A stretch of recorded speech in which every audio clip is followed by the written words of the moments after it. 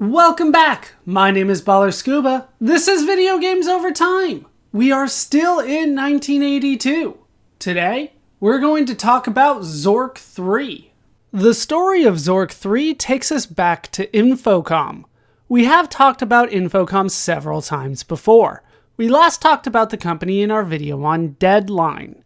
We of course have also talked about Infocom in our videos on Zork and Zork 2. Zork 3, subtitled The Dungeon Master, is Infocom's fourth game, and is third in the Zork franchise. It represents the final game in the Zork trilogy. The programming for the game was done by Tim Anderson, Mark Blank, Dave Lebling, and Bruce Daniels. Much of the programming was done prior to the release of the original Zork, before the game had to be split into 3 parts. This would be the final game to use that content. Zork 3 The Dungeon Master is a text-based adventure game. It uses the same engine as the other 2 Zork games, and starts at the bottom of the Endless Stair, where the second game ends. Infocom released Zork 3 The Dungeon Master to computers on August 18th, 1982. This release would be known as Release 10. Infocom would continue to update the game through July 27th, 1984. That release was Release 17. That is the short backstory to Zork 3 The Dungeon Master. With that now told, it's time to play the game for ourselves. And here we are in the game. This is Zork 3 The Dungeon Master. There's not a lot to talk about with this game. We pretty much just pick up where we left off in Zork 2. So if you haven't seen Zork 1 and Zork 2, now would be the time to go watch those or play those for yourself so that you can kind of understand where we are in the game. Like I said, there's not a lot of backstory to this one because it's basically just a continuation exactly where we left off. We do get a little bit of backstory here. As in a dream, you see yourself tumbling down a great dark staircase. All about you are shadowy images of struggles against fierce opponents and diabolical traps.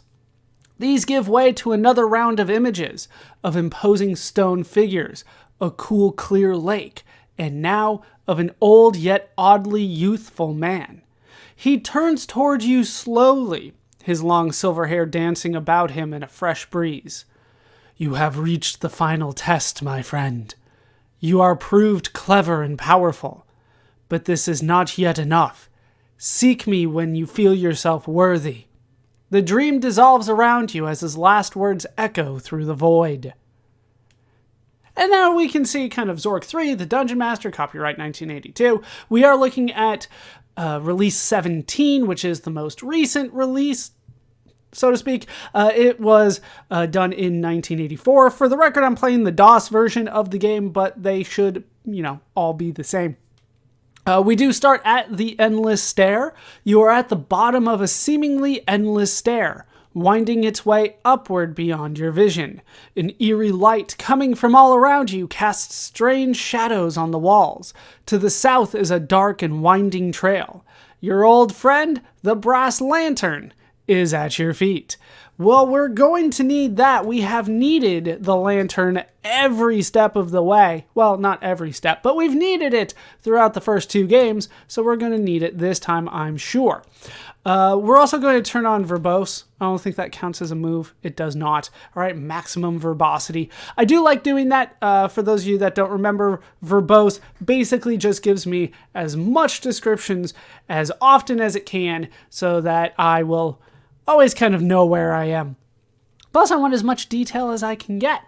We'll then turn on the lantern, and then we will start moving out. We'll head south to the junction. You're at the junction of a north-south passage and an east-west passage. To the north, you can make out the bottom of a stairway. The ways to the east and south are relatively cramped, but a wider trail leads to the west. Standing before you is a great rock. Embedded within it is an elvish sword. We did have the elvish sword before. Apparently it's in a rock now. A stone, you could say. Let's head south again. To the creepy crawl. You're in a dark and quite creepy crawlway with passages leading to the north, east, south, and southwest. We're just going to go south again. To the foggy room. You're in a dank passage filled with a wispy fog. A spooky passageway leads north and a wider path heads off to the south. To the west, the path leaves the rock and enters an eerie, shadowy land. South again. To the lakeshore. You are in a wide cavern on the north shore of a small lake. Some polished stone steps lead to the southeast, and a sheer rock face prevents any movement around the lake to the southwest. The cavern is dimly lit from above. But I do have the lantern, should be fine. Let's head into the lake. You are floating on the surface of the lake. The water is ice cold, and your ability to survive here for long is very questionable. A swim north puts you at your starting point. Conditions to the east are poor, where the lake turns into swamp. The west and south shores are suitable for walking, however. All right, well, we're going to head west. That's the way to go here. To the western shore. You are on the western shore of the lake. The ground here is quite hard, but a few sickly reeds manage to grow near the water's edge. The only path leads into the rock to the south. I do believe that we have actually dropped the lantern, but we will be fine without it. We'll head south again to the scenic vista. You are in a small chamber carved in the rock, with the sole exit to the north. Mounted on one wall is a table labeled Scenic Vista, whose featureless surface is angled toward you. One might believe that the table was used to indicate points of interest in the view from this spot, like those found in many parks. On the other hand, your surroundings are far from spacious, and by no stretch of the imagination could this spot be considered scenic. An indicator above the table reads 3. Mounted on one wall is a flaming torch, which fills the room with a flickering light. Like I said, we might have lost the lantern. I believe that we did, but we are not going to need it because we can get the torch. This one, like the ivory torch in the first game, it never stops burning unless I get into the lake again. Don't drop it in the lake. We are going to look at the table. The surface is pale and featureless, but slowly an image takes shape. You see a wide room with 2 nearly identical passages leading east and northeast. A wide channel descends steeply into the room and seems to be blocked by rubble. The image slowly fades. We haven't really talked about our objective so far in this game. That's because it's not really made clear. We heard from somebody. It's very possible that who we heard from is the Dungeon Master. That is the name of the game after all. But we're supposed to prove our worth, so we're just kind of roaming around seeing what we can do at this point. But like a lot of Zork games, we can assume that we are supposed to grab treasure. That's always my guess. All right, so we are going to wait. Time passes, the indicator above the table flickers briefly, then changes to 4. What we want to do is wait until that changes to 2. 1, and there is 2. All right, we are going to touch the table. And we have warped to another room. We are in room 8, which you might remember from Zork 2. Room 8. This is a small chamber carved out of the rock at the end of a short crawl. On the wall is crudely chiseled the number 8. The only apparent exit to the east seems to be a blur, and a loud whirring sound resounds through the rock. A spray can is in the corner. In large type is the legend, Froboz's Magic Grue Repellent. We're definitely going to want that can. All right. We're going to hit Z. And I believe that is going to do what I want. There we go. Yeah, just that's also the weight. Z is weight. Anyway, time passes. You suddenly find yourself back in the viewing room. All right, let's wait again. And it has changed to 3. All right, we are going to want to touch the table again. Yeah, these are all like temporary teleports here. So let's touch the table. And we have made it back to another room. This is the damp passage. This is a particularly damp spot, even by dungeon standards. You can see a crossroads to the west, and 2 nearly identical passages lead east and northeast. A stone channel, wide and deep, steeply descends into the room from the south. It is covered with moss and lichen. I've always been told that it's pronounced lichen, and is far too slippery to climb. The channel crosses the room, but the opening where it once continued north is now blocked by rubble. All right. We are actually going to drop the torch. I know. We are going to wait a couple times. Just once apparently, and we find ourselves back in the viewing room. We could go to number 1, that leads to the mine back in Zork 1, but there's not really a point in us doing that right now, and we're definitely not going to touch the table when it shows 4. We're done here for now. We're going to go north to the western shore again. Let's see here. Let's drop a save.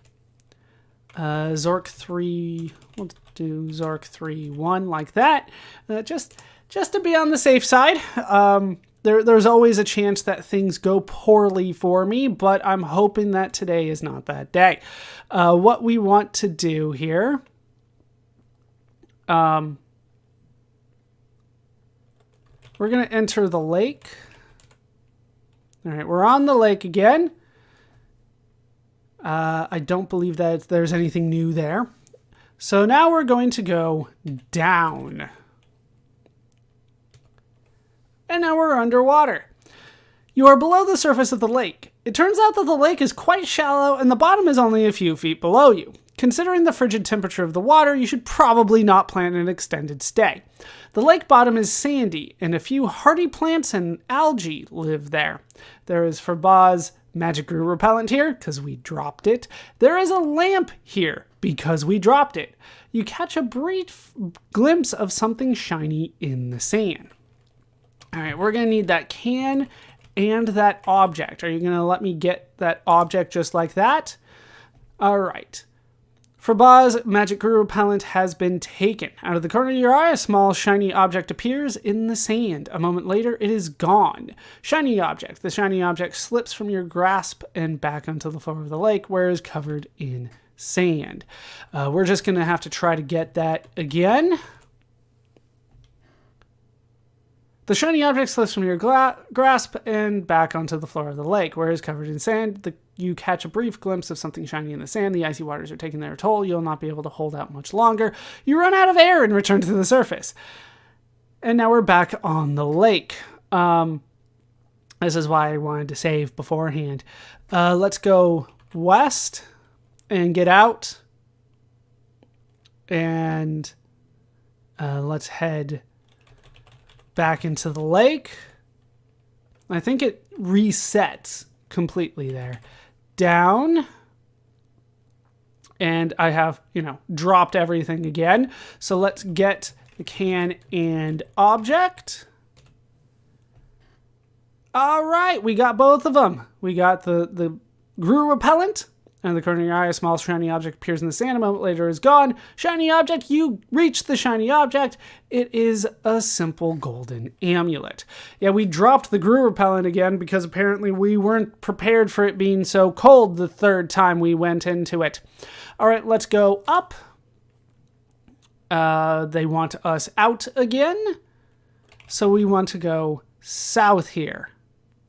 And I believe that we are done with the lake for good now. You are on the south shore of the lake. Rock formations prevent movement to the west, and thickening swamp to the east makes the going all but impossible. To the south, where the beach meets a rock formation, you can make out a dark passage sloping steeply upward into the rock. That does sound like the way to go. By the way, the lantern, it's dead. Like, even if you got it, it would not light up again. Like, the lake has ruined it now. All right, let's try spray Grue repellent on self. The spray smells like a mixture of old socks and burning rubber. If I were a Grue, I'd sure stay clear. Yeah, a lot of people would. All right, south. It is pitch black. Yeah, that's kind of gonna happen. South again. There are sinister gurgling noises in the darkness all around you. It is pitch black. The ground continues to slope upwards away from the lake. You can barely detect a dim light from the east. So, right, the gurgling noises, those are the Grue. We were in a pitch black room. We made a move. They would have normally eaten us, but we have the Grue repellent, so we're fine. We'll head east from here. To the key room. We are between some rock and a dark place. The room is lit dimly from above, revealing a lone, dark path sloping down to the west. To one side of the room is a large manhole cover.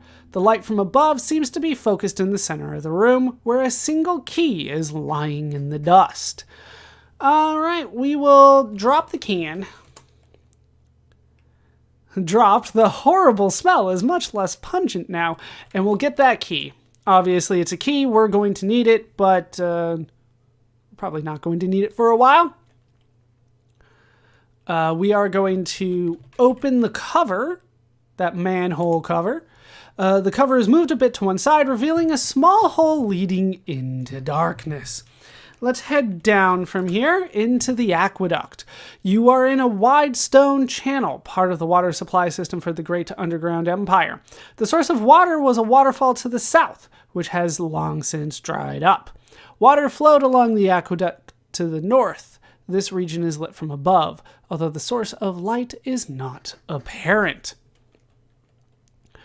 We'll go north from here to the High Arch.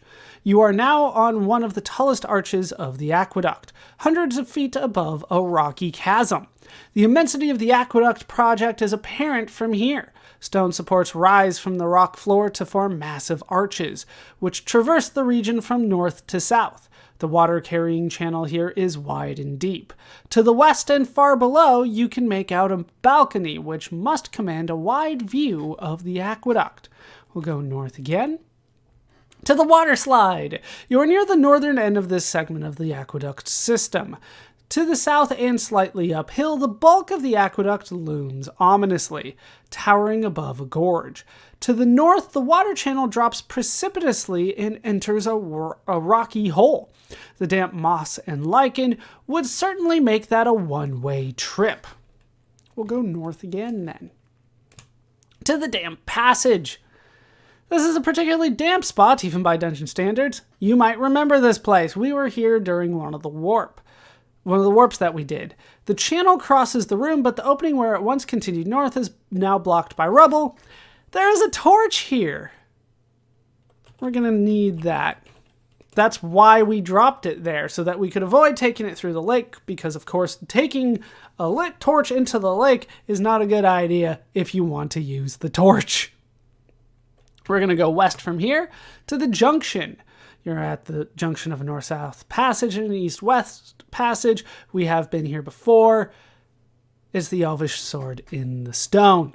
We're going to go west again to the Barren area. You are west of the junction where the rock-bound passage widens out into a large flat area. Although the land here is barren, you can see vegetation to the west.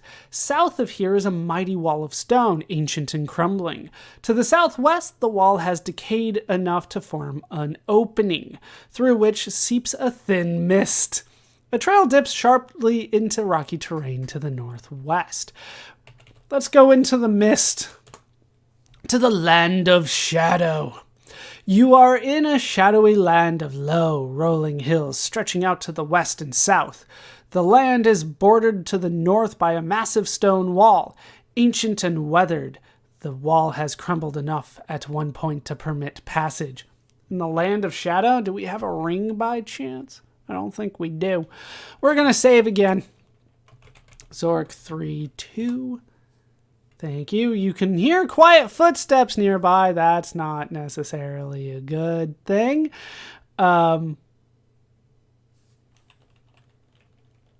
Let's wait a bit here. Wait again. Is he going to come for me?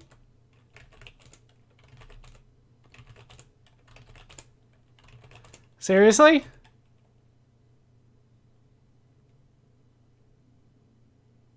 There is a great... Oh, okay. This is a timed event, and it happened way earlier than I thought. There is a great tremor from within the earth. The entire dungeon shakes violently, and loose debris starts to fall from above you. You can hear quiet footsteps nearby.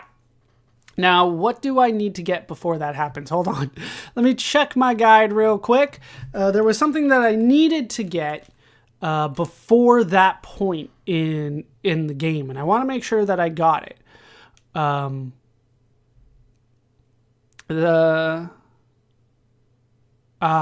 think it was just the key that I needed to get. So I think that we are good. So I believe that we are good to go. I have the key already, so it just happened way earlier than I expected. We will wait some more. It's the only thing that we need to do before that happens. There we go. Through the shadows, a cloaked and hooded figure appears before you, blocking the southern exit from the room and carrying a brightly glowing sword. From nowhere, the sword from the junction appears in your hand, wildly glowing. Yet, the sword in the stone is now just in our hand. We're not going to mess with anything here. Attack figure with sword, please. The hooded figure is hit with a quick slash. The figure has a light wound, which hasn't affected its seemingly great strength. Your quick reflexes cannot stop the hooded figure's stroke. You are hit. Attack figure with sword. A good parry. Your sword wounds the hooded figure. The figure has some wounds and is probably not capable of hindering your movement. The hooded figure thrusts, but you fight back and send it flying to the ground.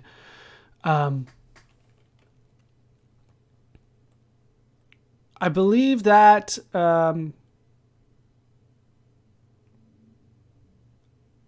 we are good here.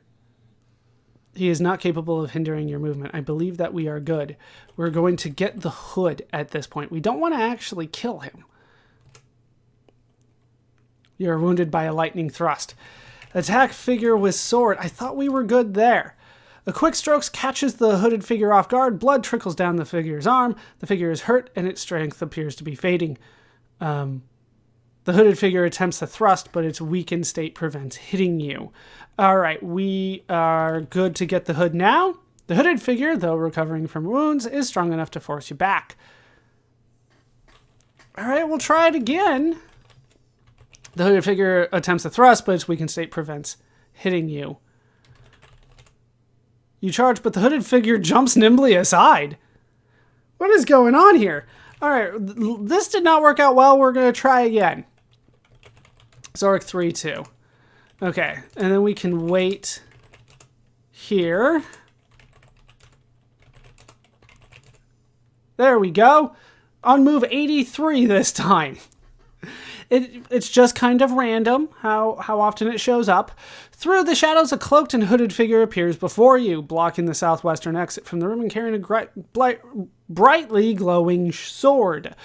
From nowhere, the sword from the junction appears in your hand. All right, let's attack figure with sword. I got hit way too much last time. All right, a quick stroke catches the hooded figure off guard. Blood trickles down the figure's arm. Light wound. All right, attack figure with sword again. The hooded figure is hit with a quick slash. The figure has some wounds and is probably not capable of hindering your movement. You dodge as the hooded figure comes in low. Attack figure with sword. A good slash, but it misses by a mile. The hooded figure tries to sneak past your guard, but you twist away. Attack figure with sword. The hooded figure is hit with a quick slash. The figure is hurt, and its strength appears to be fading. You are wounded by a lightning thrust.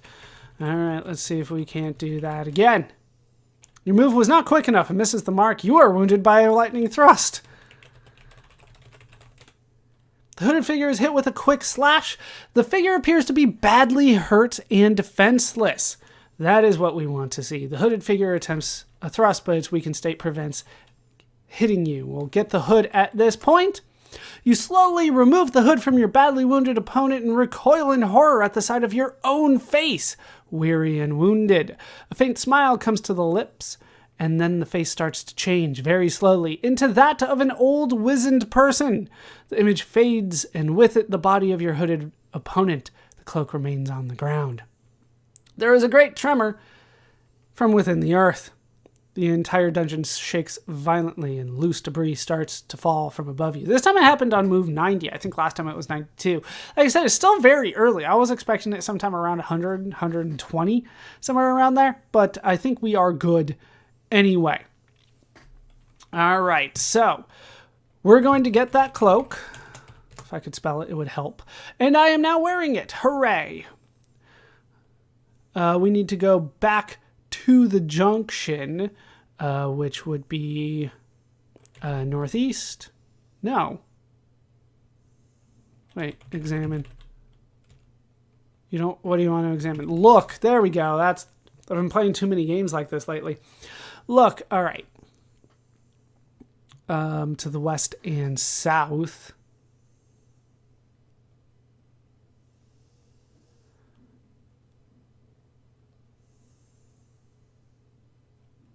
I thought that we wanted to go northeast, but we want to go back to the junction at this point. All right, let's save because I'm a little lost here. All right, so we're at 3, and we'll try south to the Land of Shadow. There we go.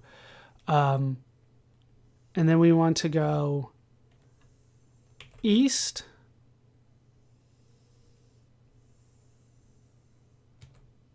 No, I think the Lands of Shadow. You are in a dark and shadowy land. All around you are gentle hills and eerie shadows.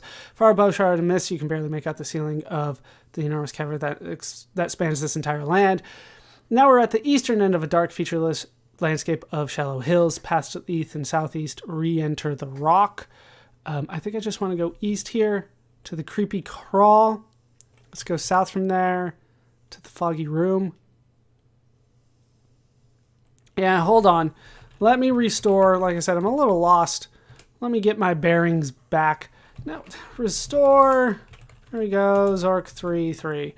Let me get back to where we need to go, and I'll figure out how that is done. Man, I hate getting lost like that. It was east twice and then north. All right, so we want to go east to the Land of Shadow, east again to the creepy crawl, and then north from the creepy crawl to the junction. Can't believe I got lost this early, especially. All right, so we made it back to the junction. We want to go west from the junction to the barren area. You are west of the junction where the rock-bound passage widens out into a large flat area. Although the land here is barren, you can see vegetation to the west. South of here is a mighty wall of stone, ancient and crumbling. To the southwest, the wall has decayed enough to form an opening, through which seeps a thin mist. A trail dips sharply into rocky terrain to the northwest. We want to go west again to the cliff. This is a remarkable spot in the dungeon. Perhaps 200 feet above you is a gaping hole in the earth's surface through which pours bright sunshine. A few seedlings from the world above, nurtured by the sunlight and occasional rains, have grown into giant trees, making this a virtual oasis in the desert of the underground empire. To the west is a sheer precipice, dropping nearly 50 feet to jagged rocks below. To the way south is barred by a forbidding stone wall, crumbling from age. There is a jagged opening in the wall to the southwest, through which leaks a fine mist. The land to the east looks lifeless and barren. A rope is tied to one of the large trees here and is dangling over the side of the cliff, reaching down to the shelf below. It seems as if somebody has been here recently, as there is some fresh bread lying beneath one of the other trees. We're going to get that bread, and we're going to go down to the cliff ledge.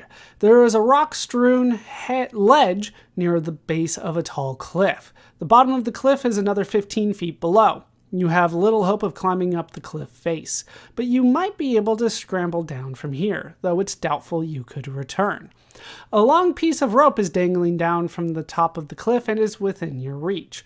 A large chest, closed and locked, is lying among the boulders. There's a treasure chest. Use key on chest. It doesn't really matter. It doesn't work. Open chest with key. The chest is locked and cannot be opened. Not even with my key. So what we want to do is wait, so we'll sleep. All right. At the edge of the cliff above you, a man appears. He looks down at you and speaks, "Hello down there. You seem to have a problem. Maybe I can help you." He chuckles in an unsettling sort of way. "Perhaps if you tied that chest to the end of the rope, I might be able to drag it up for you. Then I'll be more than happy to help you up." He laughs again. Well, what option do we have here? Tie chest to rope. The chest is now tied to the rope. The man above you looks pleased. "Now there's a good friend. Thank you very much indeed." He pulls on the rope and the chest is lifted to the top of the cliff and out of sight. With a short laugh, he disappears. "I'll be back in a short while," are his last words. Yeah, there's no real surprise there. I guess we'll wait. We'll see.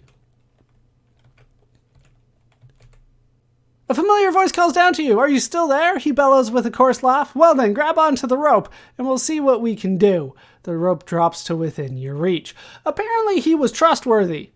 Did not seem that way at all, did he? But we'll grab the rope. You grab securely onto the rope. The man starts to heave on the rope, and within a few moments you arrive at the top of the cliff. The man removes the last few valuables from the chest and prepares to leave. "You've been a good sport. Here, take this for whatever good it is. I can't see that I'll be needing one." He hands you a plain wooden staff from the bottom of the chest and begins examining his valuables. The chest, open and empty, is at your feet. Yeah, he just took everything in it, but at least he came back and saved us. So I guess that's something. To be fair, the only thing that we actually needed was the staff, though. Let's head down, back to the cliff ledge. We'll go down again to the cliff base. You're at the base of a steep cliff. Directly above you is a wide ledge, and far above that, some natural sunlight can be seen. To the northeast is a steeply climbing path, and the ground becomes sandy towards the south. Let's head south again to the Flathead Ocean. You are at the shore of an amazing underground sea, the topic of many a legend among adventurers. Few were known to have arrived at this spot, and fewer to return. There is a heavy surf and a breeze is blowing on shore.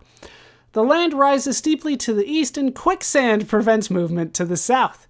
A thick mist covers the ocean and extends over the hills to the east. A path heads north along the beach. I've always been scared of quicksand. They ingrained that in me very young. All right, we're going to save again. Oh, wow. That happened very quick. Just saving did the trick. Passing alongside the shore now is an old boat, reminiscent of an ancient Viking ship. Standing on the prow of the ship is an old and crusty sailor, peering out over the misty ocean. Oh, I have to say, "Hello, sailor." The seaman looks up and maneuvers the boat towards shore. He cries out, "I have waited 3 ages for someone to say those words and save me from sailing this endless ocean. Please accept this gift.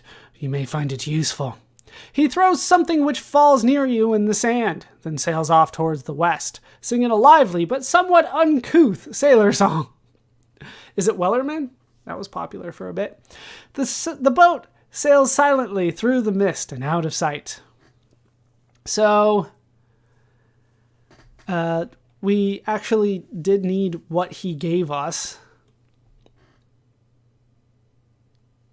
Do I have to get it? It didn't really say what it was. So we'll get it.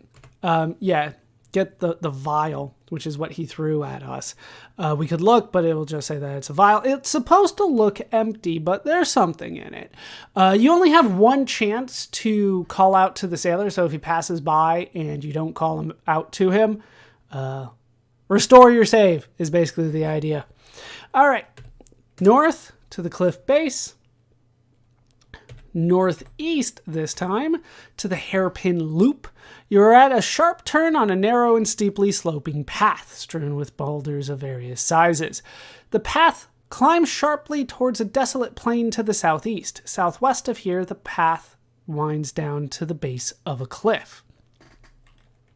We want to go southeast from here to the barren area.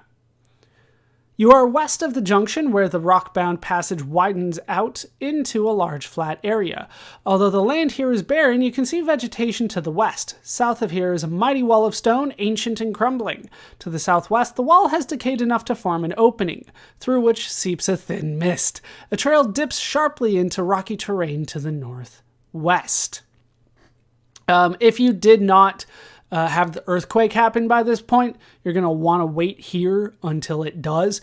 There's kind of like a before and after. There's things that you have to do before, and there's things that you can't do until after. The thing that you have to do before is get the key, which is pretty easy to get in time, but then you have to wait if the earthquake hasn't happened to kind of move on from here. We'll go east from here to the junction, south of here to the creepy crawl, east to the tight squeeze. This is a very low and narrow passage leading east to west. We'll continue east to the Crystal Grotto. This is a chamber of breathtaking beauty. Mighty stalagmites form structured shapes of rock, encrusted with crystalline formations. Phosphorescent mosses, fed by a trickle of water from some unseen source above, make the crystals glow and sparkle with every color of the rainbow. There is an opening to the west, and a man-made passage heads south. We will head south then to the Royal Hall. This is the north end of a large hall with a vaulted ceiling. A long tiled hallway leads north through a tall arch. Although the origin or purpose of this room is unclear, there is a large rendering of the royal seal of Lord Dimwit Flathead carved on the wall. We can head south again to the Great Door. This is the south end of a monumental hall, full of dust and debris from a recent earthquake. To the east is a great iron door, rusted shut. To its right, however, is a gaping cleft in the rock, and behind a cleared area. So, we can't open the door, but the earthquake allows us to go through. So what we want to do here is head east to the museum entrance. This is the entrance to the Royal Museum, the finest and grandest in the Great Underground Empire. To the south, down a few steps, is the entrance to the Royal Puzzle. And to the east, through a stone door, is the Royal Jewel Collection. A wooden door to the north is open and leads to the Museum of Technology. To the west is a great iron door, rusted shut. To its left, however, is a cleft in the rock providing a western route away from the museum. We're going to go north from here to the Technology Museum. This is a large hall which hosted the technological exhibits of the Great Underground Empire. A door to the south is open. Directly in front of you is a large golden machine which has a seat with a console in front. On the console is a single button and a dial connected to a 3-digit display which reads 948. The machine is surprisingly shiny and shows few signs of age. A strange gray machine, shaped somewhat like a clothes dryer, is on one side of the room. On the other side of the hall is a powerful-looking black machine, a tight tangle of wires, pipes, and motors. A plaque is mounted near the door. The writing is faded, however, and cannot be made out clearly. The two machines seem to be in bad shape, rusting in many spots. Some people might recognize that machine. Just saying. All right, we're going to push the gold machine south. That gold one might sound familiar. We pushed it to the museum entrance. We're apparently strong enough to just kind of push it ourselves. I'm looking to see if there's anything new here. It just says with some effort, you push the machine into this room with you. But we made it back where we wanted to go. We're going to open the stone door. And then we're going to push the machine east. Into the jewel room. You are in a high-ceiling chamber, in the middle of which sits a tall, round steel cage, which is securely locked. In the middle of the cage is a pedestal, on which sit the crown jewels of the Great Underground Empire, a scepter, a jeweled knife, and a golden ring. A small bronze plaque, now tarnished, is on the cage. With some effort, you push the machine into the room with you. So, we do have some of the treasures that we need here, but we can't get the one that we need. Well, we'll find out. We need to turn the dial on the machine to 776. Then we enter the machine and push the button. You experience a brief period of disorientation. When your vision returns, your surroundings appear to have changed. From outside the door, you hear the sounds of guards talking. You notice that everything you were holding is gone. You notice that the gold machine has disappeared. What we have done is we have traveled back in time. The gold machine is a time machine, specifically H.G. Wells's time machine. You might recognize it from the description, although it wasn't a very detailed description this time. What we need to do is look. We're in the jewel room. You're in a high-ceiling chamber, in the center of which is a pedestal, which is the intended home of the crown jewels of the Great Underground Empire. A jeweled knife, a golden ring, and the royal scepter. The room is, by appearance, is unfinished. Through the door, you can hear voices which, from their sound, belong to military or police personnel. We need to get that ring. You're now wearing the golden ring. We're also going to wait. We're not going to take anything else. We just want the ring. Look. Yeah, we're going to wait again. I'm waiting for the guards to go away.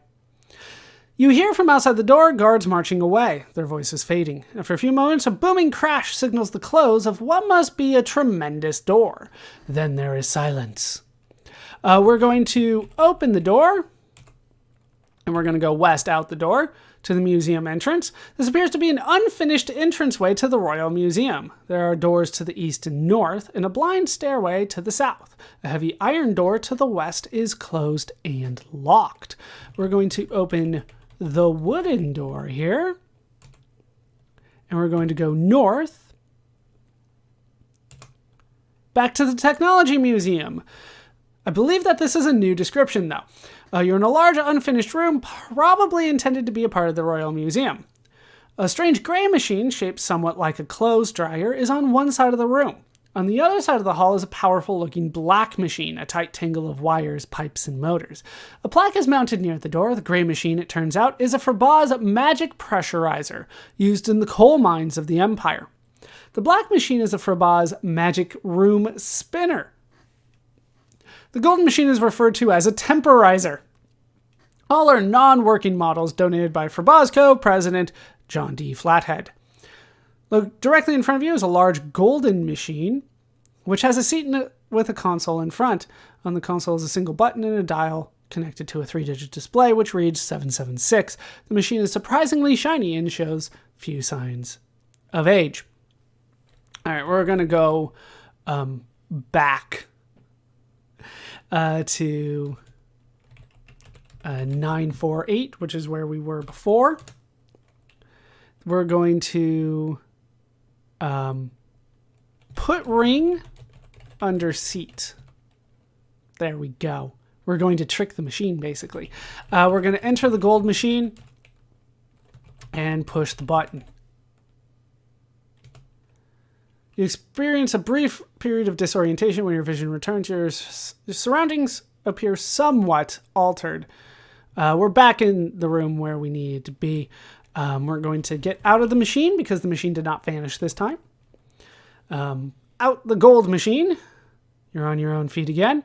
And we're going to look under the seat. Find the ring under the seat and put it on your finger. Hooray! We're going to open the door.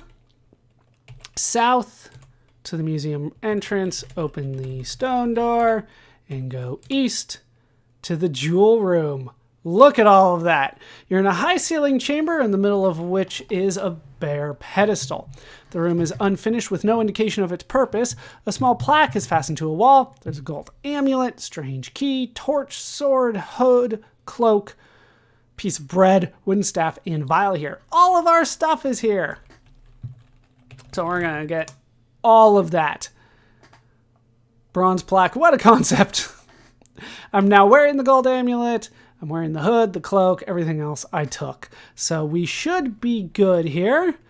But some things are missing, right? We don't have the scepter, the jeweled knife. Those are gone for some reason.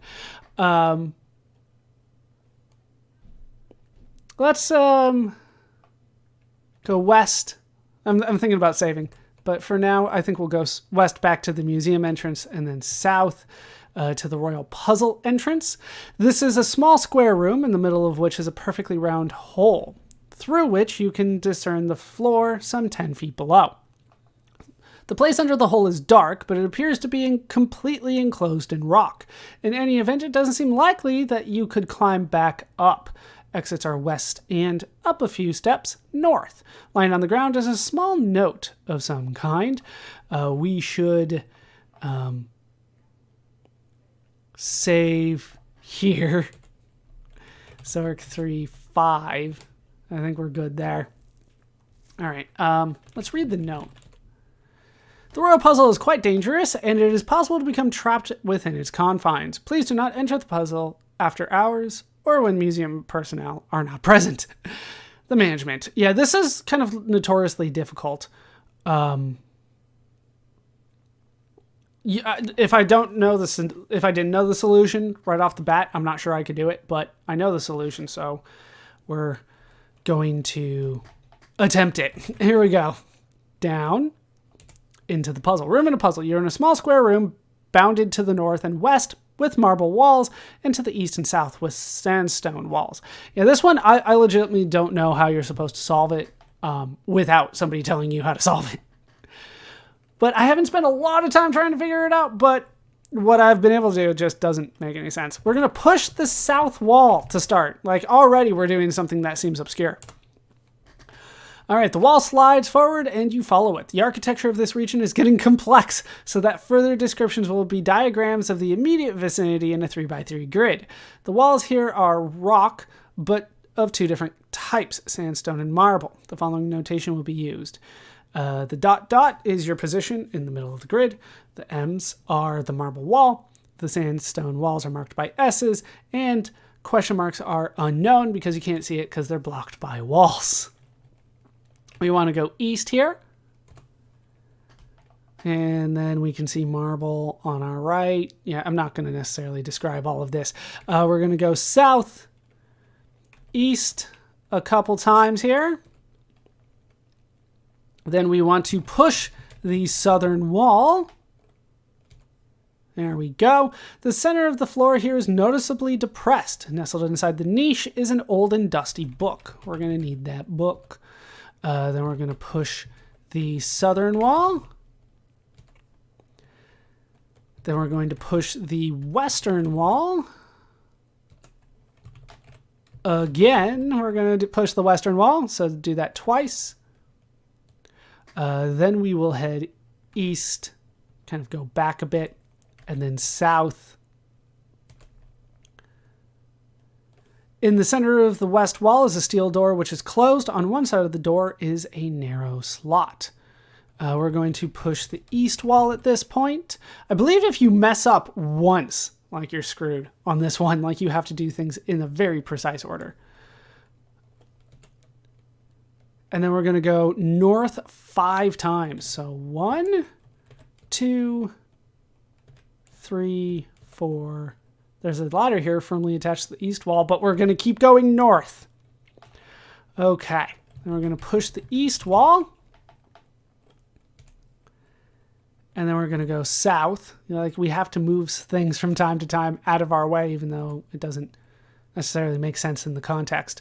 All right, then we're going to go south 4 times. There's that ladder again. There's the depressed floor again. And then we're going to go east twice. Then I'm going real slow here. North 3 times. Then we're going to push the western wall. And we're going to head east. South 3 times. West 4 times.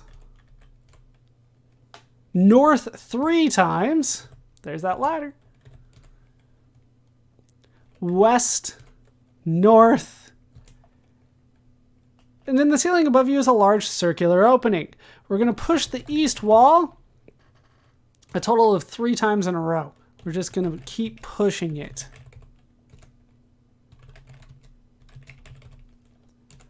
Like, even if this was laid out for me in full, this would be difficult to figure out. Once that's in position, we're going to go west twice, south twice, east twice, then south. The center of the floor here is noticeably depressed, so back to that room. Push the eastern wall into position, and then we go west 3 times. There's a ladder here firmly attached to the western wall, but we're going to go north 3 times, east twice, and then push the southern wall twice. Then we're going to go west, south twice. There's that ladder on the eastern side again. South again, though. So that's south twice, and then east twice, north. Then we're going to push the western wall twice. We're going to push it through the room with the book, then through to the other side. And then south, west, and we're going to push the northern wall 3 times. There's the ladder on the west side, but we're going to keep pushing and keep pushing. All right, so that's the 3rd time. Then we're going to go west and north. In the ceiling above you is a large circular opening. There's a ladder here firmly attached to the east wall. You know, we kind of needed to move the ladders around, but we couldn't see it from the side that we were on. Yeah, up. Hooray, we made it out. And we got the book. The whole point was to get the book. This is probably the hardest thing in all of Zork. In all 3 games is this puzzle.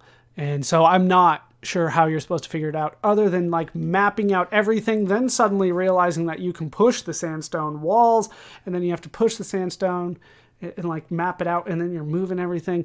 And the ladder is attached to one of the walls that you can move, right? It's difficult. It's just difficult. So let's save again. There's no point in not saving at this point, I don't think, now that we got that done. Okay. We're almost, like, it feels like we're starting to get through the game already. That was the hardest part right there. We need to go, from here, we need to go north back to the museum entrance, west to the Great Door, north to the Royal Hall, north again to the Crystal Grotto, west, and north, and that will take us back to the junction. From here, we want to go east to the damp passage, Northeast from there to the engravings room. You're in a room with passages heading southwest and southeast. The north wall is ornately carved, filled with strange runes and writing in an unfamiliar language. An old and wizened man is huddled asleep in the corner. He is snoring loudly. From his appearance, he is weak and frail. Your sword has begun to glow very brightly. If he's not here, you need to leave and come back until he is. We'll wake the man, though. The old man is roused to consciousness. He peers at you through eyes which appear much younger and stronger than his frail body and weight, as if expecting something to happen. Well, we can give you the bread. He looks up at you and takes the whey bread from you. Slowly he eats the bread and pauses when he is finished. He starts to speak. Perhaps what you seek is through there. He points at the carved wall to the north, where you now notice the bare outline of a secret door. When you turn back to the old man, you notice that he has gone. Your sword is no longer glowing. So because we fed the guy, he told us where to go. Let's check our inventory and make sure I have everything that I'm going to need here. I have the book, I have the vial, the staff, the cloak, the hood, the sword, the torch, the key, the amulet, and the ring. We're good. That's all the things that we need. Like I said, we're getting very close here, so I need to make sure that I've done everything right. Let's open the door. The massive stone door opens noiselessly. Beyond the once secret door are dark, forbidding stairs that lead down to a passage below. Dim light, as from torches, can be seen in the passage. Let's go north to the button room. You are standing at the southern end of a long, dimly lit hall. To the south, stairs ascend into darkness. To the north, the corridor is illuminated by torches set high in the walls, out of reach. On one wall is a red button. We're going to go north again. To the beam room. You're in the middle of a long north-south corridor whose walls are polished stone. A narrow red beam of light crosses the room at the north end, inches above the floor. The corridor continues north and south. We're going to put the sword in the beam. We're going to, the beam is now interrupted by a sword lying on the floor. Now we're going to go south, back to the button room, and we're going to push the button. Click, snap. Let's go north and see what happened. You're in the middle of a long north-south corridor whose walls are polished stone. A narrow red beam of light crosses the room at the north end, inches above the floor. The beam is stopped halfway across the room by a sword lying on the floor. The corridor continues north and south. There is a sword here. Yeah, nothing of note, huh? But we can head north. This is the part of a long hallway. The east and west walls are dressed stone. In the center of the hall is a shallow stone channel. In the center of the room, the channel widens into a large hole around which is engraved a compass rose. The hallway continues to the south. A large mirror fills the north side of the hallway. The mirror is mounted on a panel which has been opened outward. Yeah, we basically just needed to interrupt the beam so that we can get through it. That was kind of the idea. Now we are going to go north again. I believe that this is, I think we need to go north one more time. Yeah, that's the case. Through the mirror. Inside mirror, you're inside a rectangular box of wood whose structure is rather complicated. 4 sides and the roof are filled in and the floor is open. As you face the side opposite the entrance, 2 short sides of carved and polished wood are to your left and right. The left panel is mahogany, the right pine. The wall you face is red on its left half and black on its right. On the entrance side, the wall is white opposite the red part of the wall it faces, and yellow opposite the black section. The painted walls are at least twice the length of the unpainted ones. The ceiling is painted blue. Did you catch all that? In the floor is a stone channel about 6 inches wide and a foot deep. The channel is oriented in a north-south direction. In the exact center of the room, the channel widens into a circular depression, perhaps 2 feet wide. Incised in the stone around this area is a compass rose. Running from one short wall to the other at about waist height is a wooden bar, carefully carved and drilled. This bar is pierced in 2 places. The first hole is in the center of the bar and thus the center of the room. The second is at the left end of the room, as you face opposite the entrance. Through each hole runs a wooden pole. The pole at the left end of the bar is short, extending about a foot above the bar, and ends in a hand grip. The pole has been dropped into a hole carved in the stone floor. The long pole at the center of the bar extends from the ceiling through the bar to the circular area in the stone channel. This bottom end of the pole has a T-bar a bit less than 2 feet long attached to it, and on the T-bar is carved an arrow. The arrow and T-bar are pointing west. That is a lot. I mean, that is a lot of information. I read it and I'm still kind of lost as to what... I'm just kind of confused. So, what we need to do is raise the short pole. The pole is now slightly above the floor. Push the white panel. The structure rotates counterclockwise. The arrow on the compass now indicates southwest. Yeah, we're gonna just... Yeah, G. The structure rotates counterclockwise. The arrow on the compass rose now indicates south. The mirror quietly swings shut. Then we're going to push the pine panel. The pine wall swings open. And we can go north. Yeah, G is kind of a shorter wait time. But yeah, we basically started switching the room around. There was so much information there to try to help you figure out what was going on, but essentially what was happening is we needed the room to rotate until we got the way that we wanted to go, which is through the pine panel. As you leave, the door swings shut. Now we're in a hallway. This is a part of the long hallway. The east and west walls are dressed stone. In the center of the hall is a shallow stone channel. In the center of the room, the channel widens into a large hole around which is engraved a compass rose. Somewhat to the north, identical stone statues face each other from pedestals on opposite sides of the corridor. The statues represent guardians of Zork, a military order of ancient lineage. They are portrayed as heavily armored warriors standing at ease, hands clasped around formidable bludgeons. The south side of the room is divided by a wooden wall into small hallways to the southeast and southwest. You can't really get past them. These guards, they don't like you walking past them. But we do have something that we can do at this point. We can open the vial that we have. The vial is open. There's a sweet odor from within the vial, apparently coming from a heavy but invisible liquid. Let's drink it.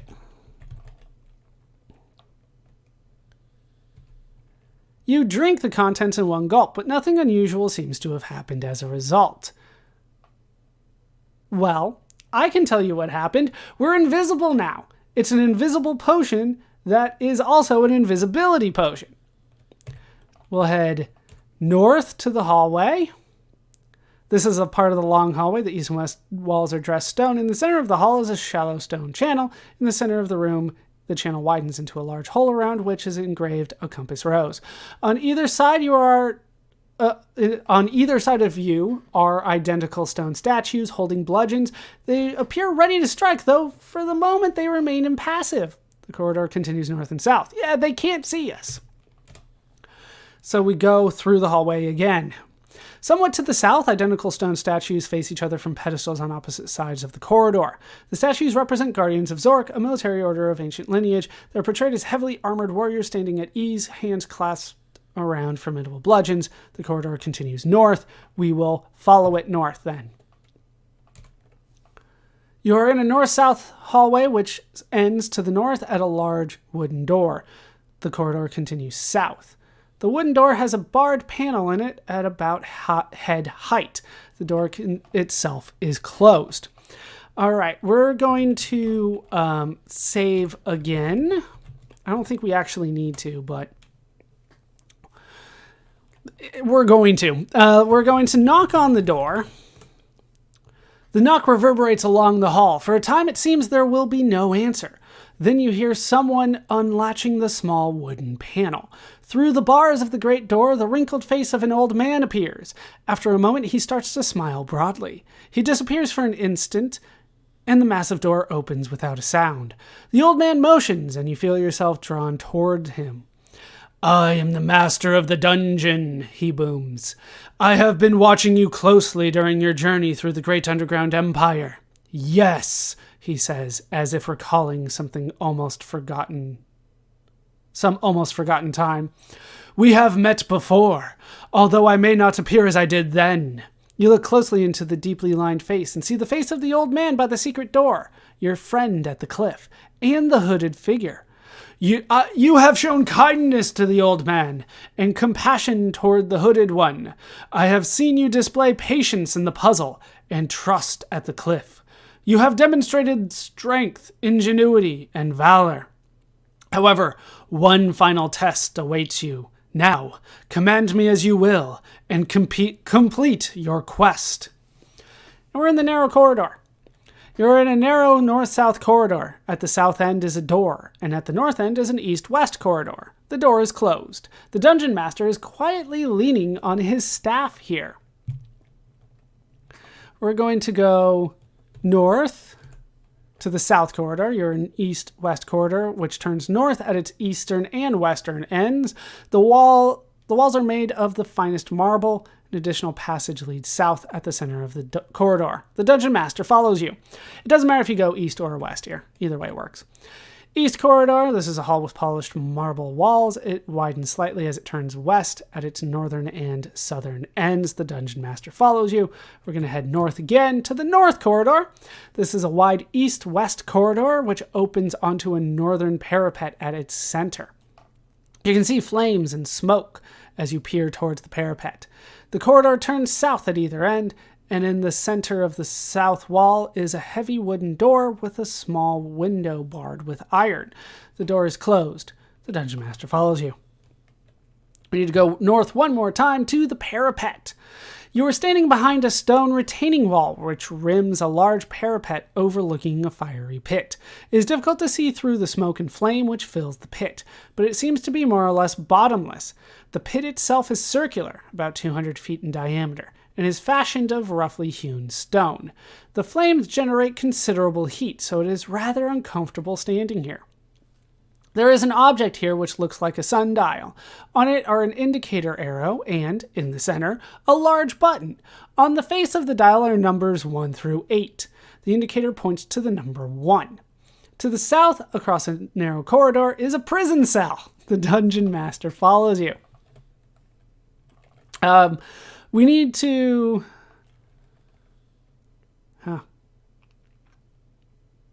We're going to turn the dial to 4. That's what we were going to do. We can't turn it to 11, so we're going to turn it to 4. The dial now points to 4. We're going to push the button. The button depresses with a slight click and pops back. We're going to go south to the north corridor. The corridor turns south at either end, and in the center of the south wall is a heavy wooden door with a small window barred with iron. We're going to open that door and head south. And here we are in the prison cell. You're in a featureless prison cell. You can see an east-west corridor outside the open wooden door in front of you. Your view also takes in the parapet and behind a large fiery pit. Behind you to the south is a bronze door which is closed. You notice that the dungeon master doesn't follow you. It's probably not good that we went into a prison cell and he did not follow us. But since we turned the dial to 4, we do have the bronze door with us. If we did not turn the dial, that would not have happened. What we need to do is go say Dungeon Master, go to Parapet. Very well. Dungeon Master, turn dial to 1. It doesn't really matter. Anything but 4 is going to do the trick, but we're going to do 1. If you wish, he replies. Dungeon Master. Push button. If you wish, he replies. You're in a bare prison cell.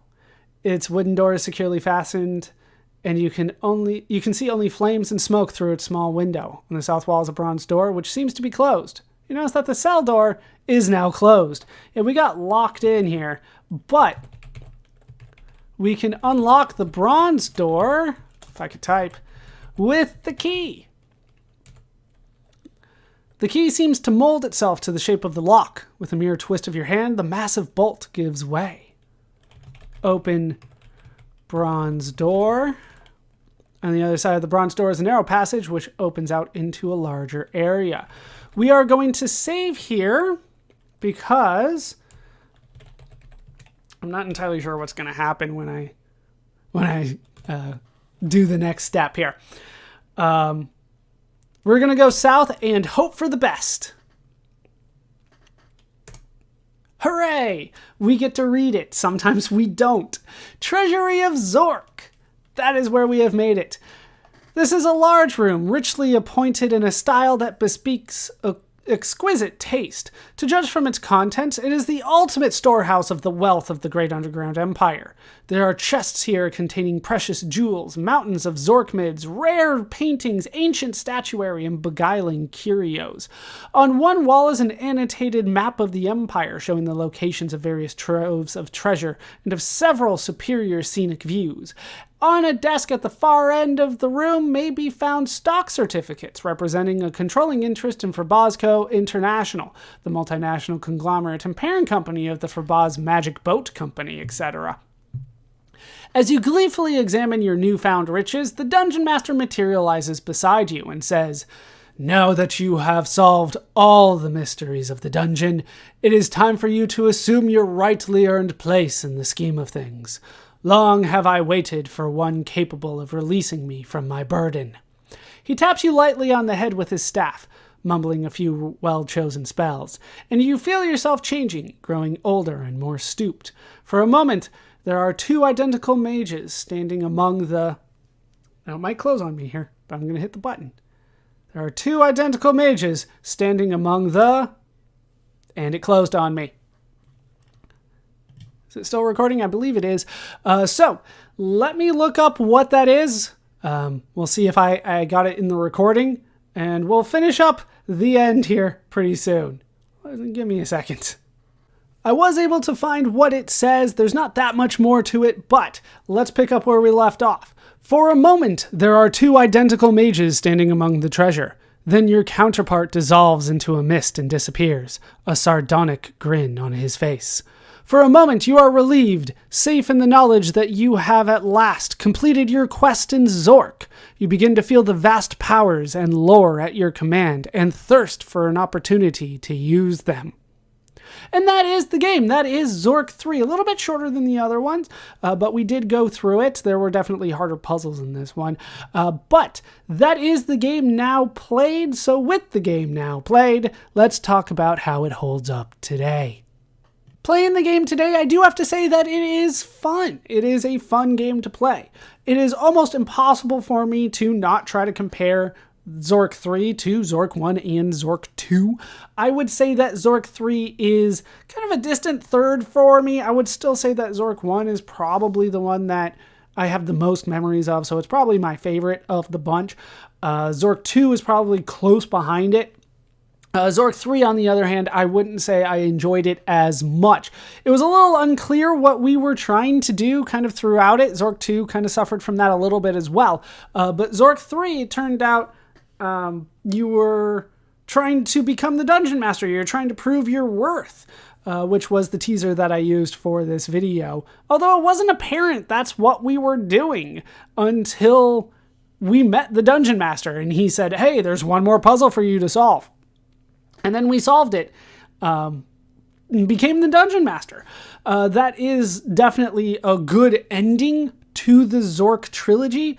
It's just a little odd how this one was structured. You're not necessarily trying to go and collect treasure in this game. Even though you do need quite a few things, you have to prove your worth by having the treasure.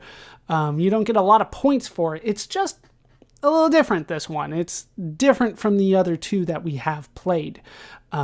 It's not necessarily bad different. I just don't think it was necessarily executed as well as the first two games, especially when it came to some of the puzzles. For instance, hiding the ring under the seat in the time machine in order to get that to work, or the puzzle room that was basically a maze where you had to move all the walls around in order to get the book and escape. That one in particular was a pretty bad puzzle, and I don't think that it would have been easily solved even if you have the pen and paper ready, which you didn't necessarily always need for Zork, but that one you definitely would have needed it. You would have had to have mapped it out, and you would have had to have figured out that you can move the sandstone walls, and I'm not sure that would have been very apparent for a while. Overall, though, it is still fun. I do enjoy the descriptions of the game. There is definitely a bit of humor, a small bit of humor in this one, but I feel like this one had less than the other two.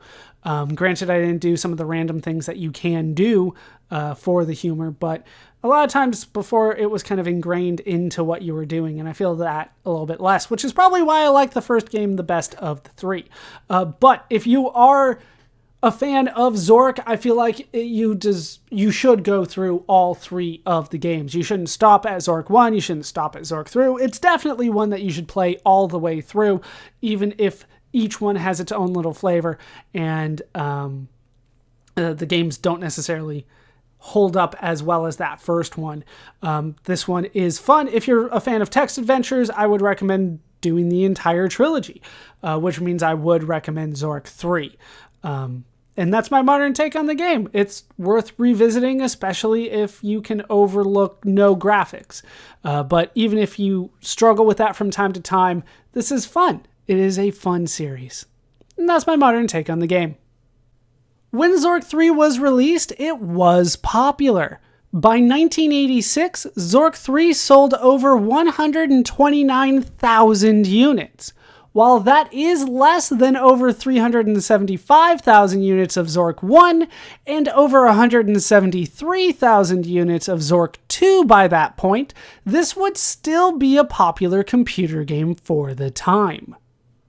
The critics also enjoyed the game.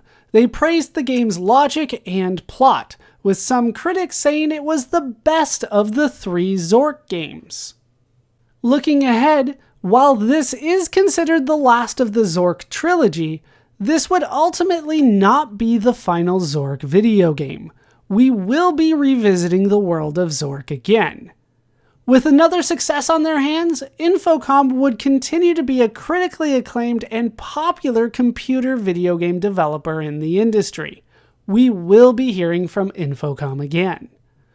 While we will be hearing from Mark Blank and Dave Lebling again, this will be the last time we hear from Tim Anderson and Bruce Daniels. That will do it for the story of Zork 3. My name is Baller Scuba. This has been Video Games Over Time.